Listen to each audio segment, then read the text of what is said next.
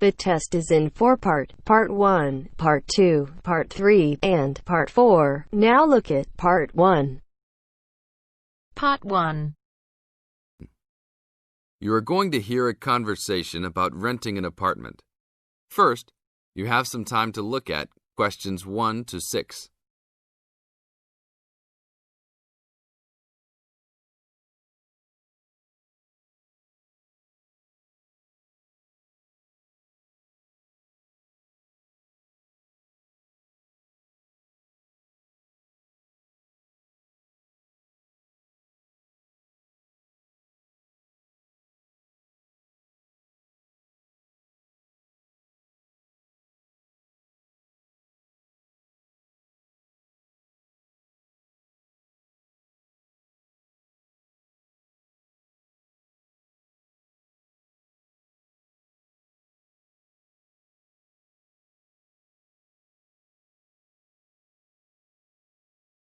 Now listen to the tape and answer questions 1 to 6.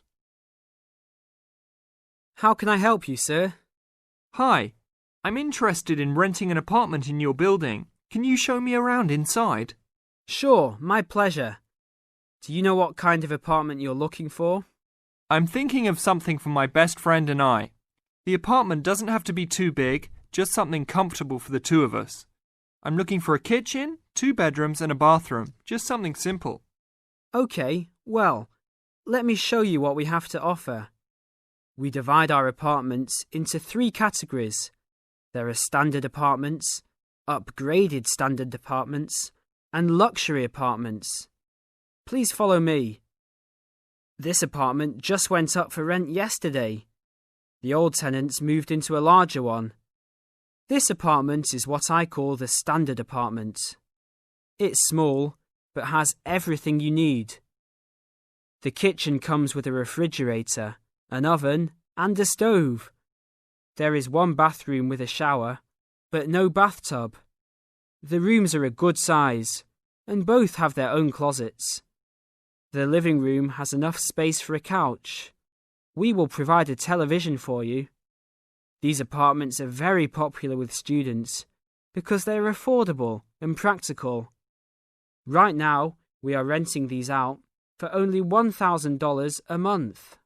I think this is a little bit on the small side. There's no space for a dining table or even for an extra desk. We will both need room to study. If there are guests over, we hope to be able to have a dining table big enough for at least 4 people. Do you have anything slightly larger? Maybe just an apartment with a bigger living room? Well, let's take a look. Right now, we also have an opening for a luxury apartment. This apartment is larger. It has 3 bedrooms, and all 3 are larger than the last one. And there are 2 bathrooms, and all have bathtubs. The kitchen is also larger, and come with an additional dishwasher and freezer. The living space has plenty of space for a dining room. How much is the rent on these apartments? These are more expensive, usually in the $2,500 range. Don't forget that there is an additional bedroom, so you could find another roommate to lower the cost.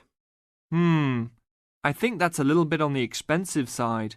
We don't really have the time to find another roommate, so it's probably better to stick with the 2-bedroom places. Is there anything between these 2?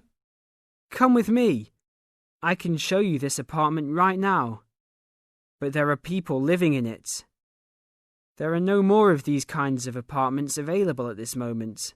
But if you decide that you like it, I can put you on the waiting list.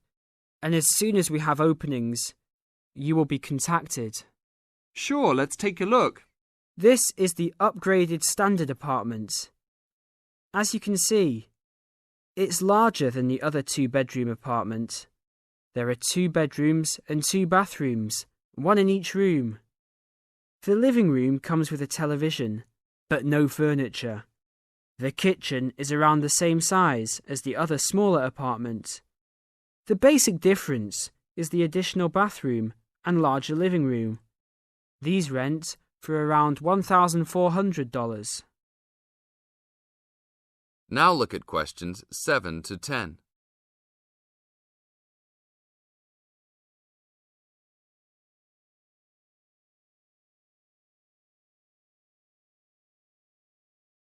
Now listen to the tape and answer questions 7 to 10. Seems like a good deal. Do you know when an apartment like this will be available? That's hard to say. I know these people who live here right now should be graduating soon, so they might be moving out. Well, I guess I'll put my name on the waiting list. Hopefully there'll be an opening as soon as possible. That sounds like a good plan. I will notify you as soon as we have vacancies. You will have to leave us some information and a student identification number. Sure, no problem. My full name is Robert Jack Browning. Could I have your age, please? I'm 38. Your major? I'm studying biology. How about naming some of your hobbies?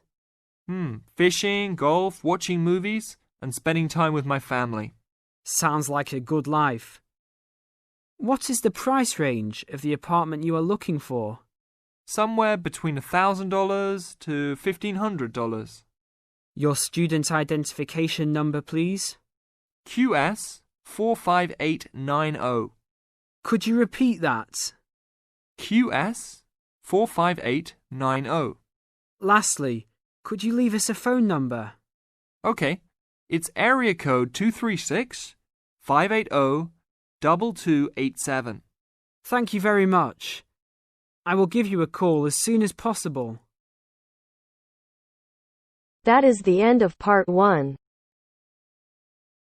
You now have half a minute to check your answers.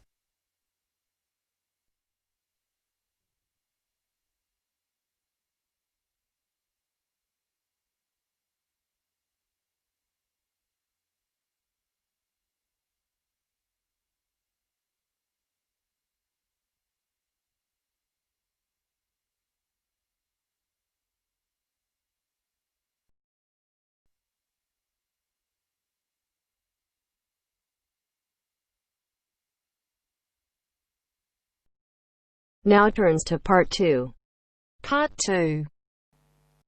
You will hear two flatmates, Tom and Richard, talking about their new flatmate who has just moved in the week before. First, you have some time to look at questions 11 to 16.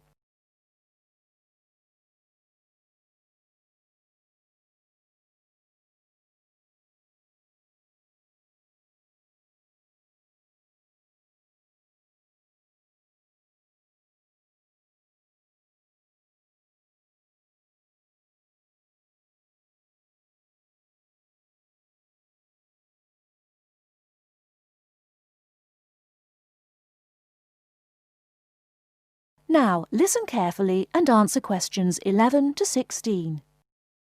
Hi, Richard. I'm glad I caught you here. Can I just talk to you about something? Our new flatmate, Anders, is not quite what I had hoped. I was wondering if you shared my concerns about some of his behaviour. Yes, Tom, I know what you mean, but we can't be entirely negative. He has good points. I mean, at least he's quiet. He doesn't play loud music all night or bother others or turn his TV up, disturbing everyone. Sure, he's quiet, but remember our last flatmate? He'd say hi to you and smile and treat everyone politely. In comparison, this new guy is very impolite. He just grunts in reply and sometimes ignores me altogether. I guess that's just his way. You know, just his character. I don't think he realises he's being impolite, and it shouldn't matter to us too much. We can just ignore him too and quietly live our own lives. But his friends are hard to ignore when they visit. I know what you mean, but how often does that happen? I rarely see them, maybe once or twice a month. If they came more often, it might be a problem, but as it is, such rare visits don't matter so much. Wouldn't you say so?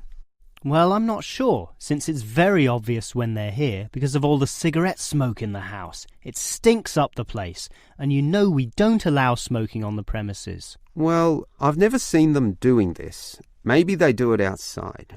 Perhaps we can talk to Anders about it. Always remember, though, in one respect, he's a good tenant, and it's the most important aspect. The previous flatmate would always pay the rent late.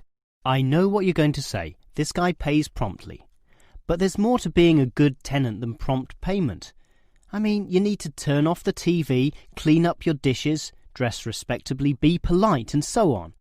I guess what I'm saying is that basically you need to cooperate with the others, and this new guy fails significantly in this respect.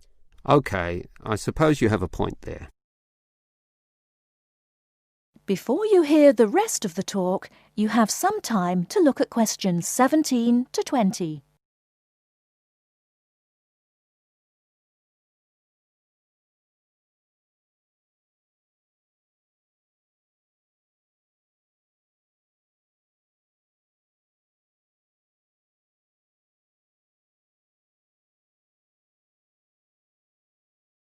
Now listen and answer questions 17 to 20.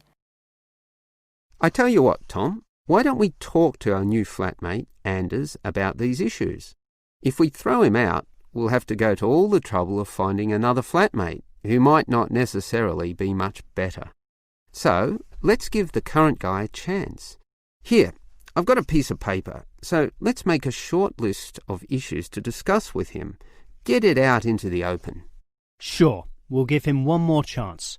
So write communication, and let's tell him to... Well, we can't change a person's personality overnight. So why don't we have a weekly tenants meeting and we can just ask him to attend. That way we can get to know him better. I'll write attend meeting and we can take it from there. OK, but we have to tell him about his friends. They can't just do whatever they want. Write a heading friends and then write don't smoke anywhere, inside or outside. Well, instead of being so direct and possibly causing offence, I'll just write follow rules and verbally mention the rules. TV off by 10 p.m, no loud music or bad behaviour, including smoking. OK, do that, but I still think we need to specifically mention that last issue. You know how I can't stand the habit, so I'd like this to be another and separate point. Cigarettes, strictly forbidden. And it's important to include the strictly here. We can't pussyfoot around too much. Sometimes directness is necessary. OK, I'll write that. Forbidden. OK. And what about cleaning duties? Anders is a little too relaxed about that. Dishes are sometimes not washed, dirty teacups are left around the place, and so on. So, write, must do better. Yeah, again, Tom, he might take that personally and it could cause a scene. I'd rather be general. I'll write must be done and I'll tell him that that's for everyone, not just him. OK? OK, as long as he gets the message. That is the end of part 2. You now have half a minute to check your answers.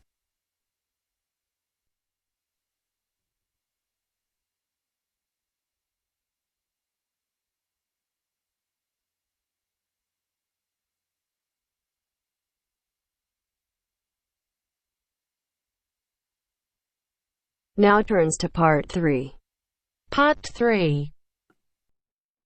You will hear part of a radio program about do-it-yourself house painting. First, you have some time to look at questions 21 to 24.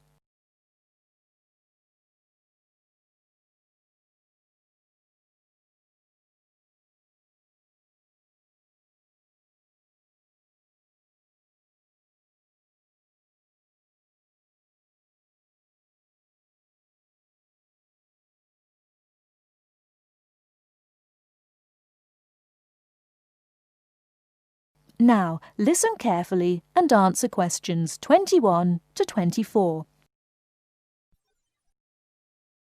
Good morning, everyone, and welcome to our weekly series on home improvements. Today's program is about do-it-yourself house painting. There's never been a better time for people who like to do their own interior house painting. Although people still lead very busy lives, thanks to the availability of various new DIY materials, you can now decorate your home in a more efficient and a more environmentally friendly way. In 2009 alone, approximately 53 million litres of the paint that was sold in the UK were left untouched. That's enough to fill 21 Olympic-sized swimming pools. It's easy to overestimate how much paint you'll need to decorate your room if you use guesswork. And if you know exactly how much paint is needed, you avoid unnecessary waste. There are automatic paint calculators available now. Most of the major paint manufacturers provide them. Look on their websites or just Google paint calculator and see what comes up. Then simply measure the circumference and height of the room in metres, enter this into the calculator along with the type of surface you're painting, and it will tell you how many litres of paint you'll need. But if you do end up with leftover paint, you can donate it to an organisation like Community Repaint. They will take the paint from you and redistribute it to local charities and voluntary organisations, so it goes to a good home. You can find more information about Community Repaint on communityrepaint, all one word, .org.uk.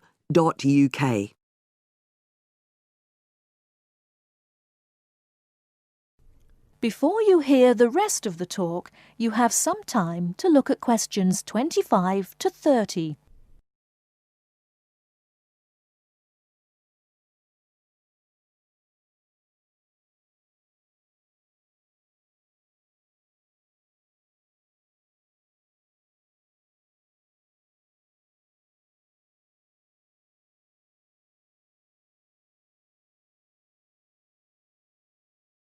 Now listen and answer questions 25 to 30. Another way of avoiding paint wastage is to check you're completely happy with your colour choice before starting to paint. For example, you can get a small sample of the colour you're thinking of using, then paint a board and move it around the room, so you can see how it looks against your furnishings and in different lights. Also, it's always better to buy high-quality paints because you get what you pay for. If you buy cheap paint, you might need to apply 2 or 3 coats to achieve the same coverage that you'd get from 1 coat of a good quality paint. You could also spend a week on a job that could have been done in a day or 2. And consider the environment. Most paint manufacturers now sell water-based paints that don't contain harmful chemicals or give off harmful odours, so get one of these. You can also buy paint that's packaged in recyclable containers. There's a lot more choice than there used to be. You can only do a good job which will last if you prepare the surfaces thoroughly before painting. In fact, in many ways, if you want to do a professional-looking job, this is more important than the painting itself. If there are any cracks or patches of loose plaster, painting over them won't solve the problem. Take the plaster out and fill the holes, allowing enough time for the new plaster to dry. And you won't get a smooth finish if the walls are dusty or greasy.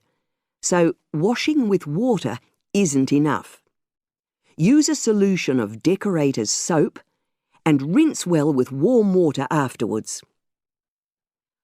When you're ready to paint, we suggest you use a medium pile roller for walls and ceilings. A lot of people tend to use short pile rollers, but these give a patchy finish, and that wastes paint and time. Similarly, long pile rollers can create a thick, textured effect, which looks messy.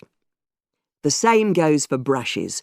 The stronger the bristles, the easier they are to wash and reuse. And as you've chosen a water-based paint, clean your brushes with cold water, because it's more energy efficient that way. As you're decorating, keep transferring small amounts of paint into a tray and keep topping it up when you need to. This reduces the chance of it being contaminated by dust and pieces of dirt. And finally, water-based paint doesn't have a lingering smell, so that's not an issue anymore. But it's airflow rather than heat that helps the paint dry quicker. So, to help finish the job in the quickest time, leave your doors and windows open. The faster the paint is dry, and the job finished, the quicker you can start enjoying your room. In tomorrow's program, I'll be giving some advice on... That is the end of section 2. That is the end of part 3. You now have half a minute to check your answers.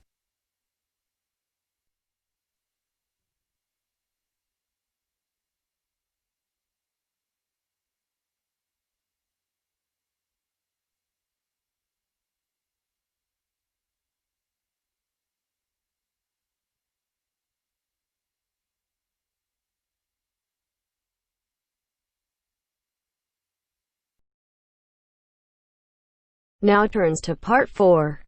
Part 4. First, you have some time to look at questions 31 to 40.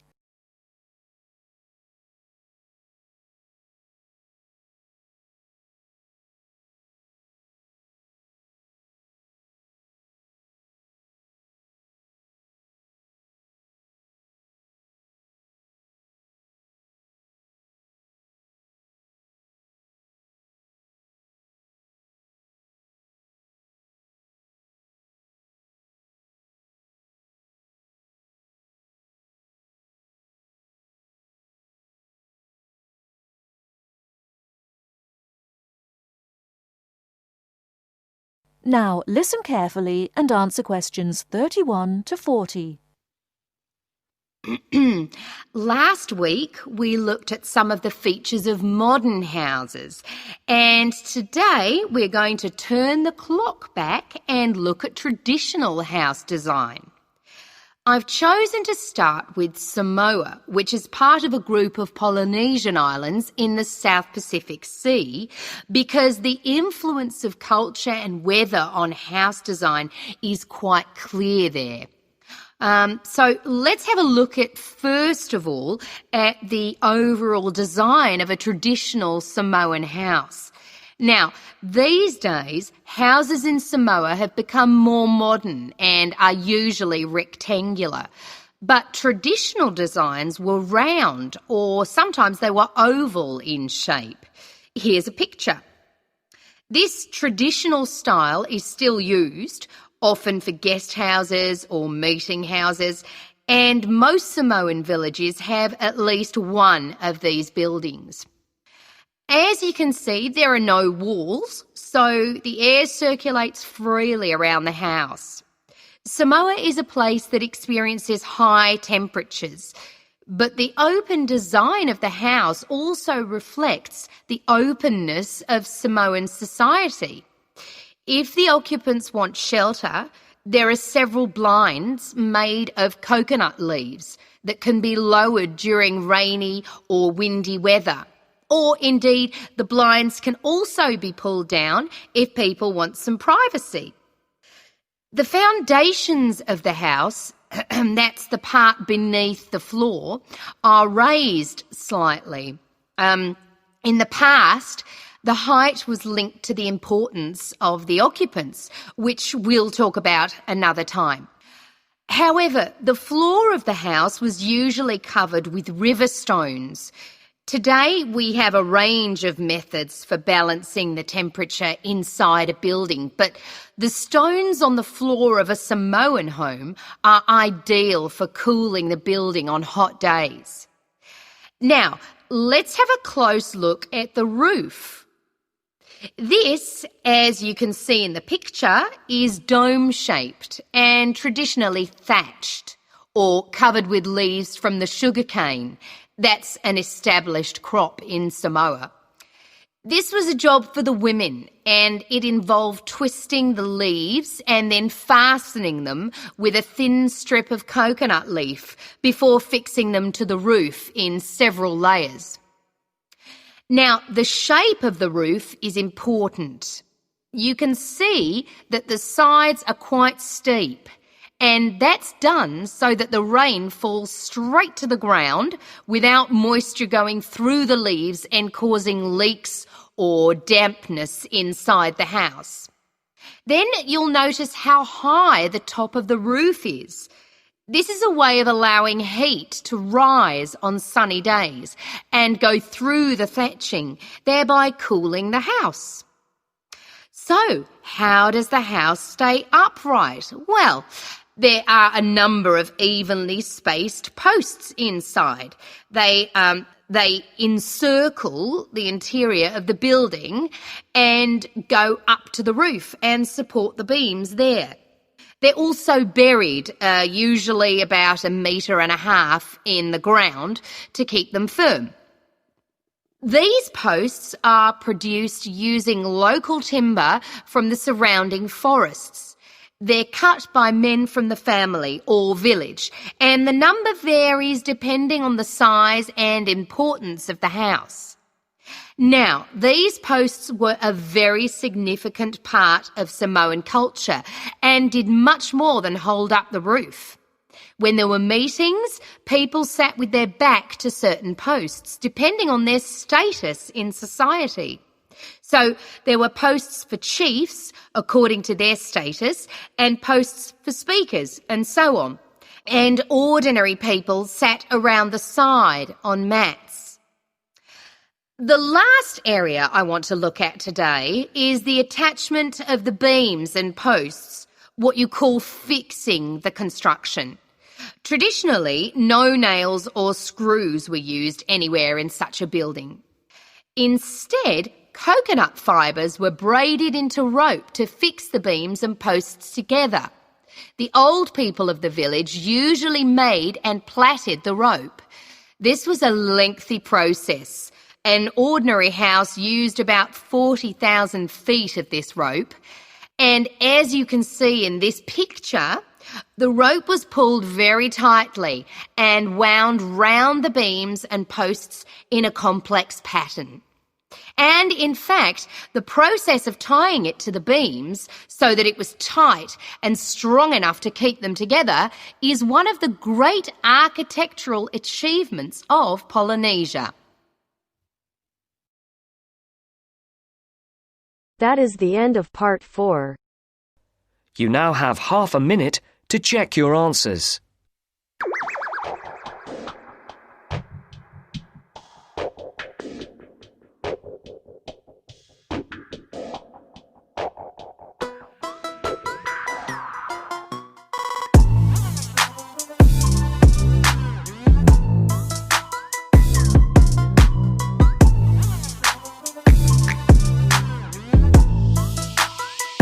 That is the end of the test.